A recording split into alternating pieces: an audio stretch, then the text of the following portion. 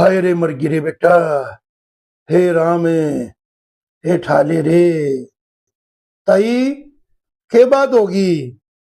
अरे पेट में दर्द हो गया। न्यू क्यों करोगे ताई? अरे, अरे बेटा, यू पड़ोस में रामफल है ना, उसके छोरे की बहू हरियाणा पुलिस में लागी, और हमारी बहू 5 नंबर पर रहेगी।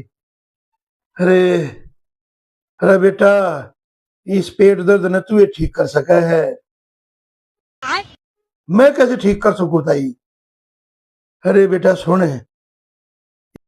इबिन के एक आधे दिन में ज्वाइनिंग लेटर आना हो रहा है ट्रेनिंग का। उस लेटर ने लेके और पाड़ दे, इनके घर मत जान दे, वो लेटर में आग ला दे। हाय, जब इनका नाश हो लेगा, जब जाकर मेरा पेट ठीक होगा रे बेटा।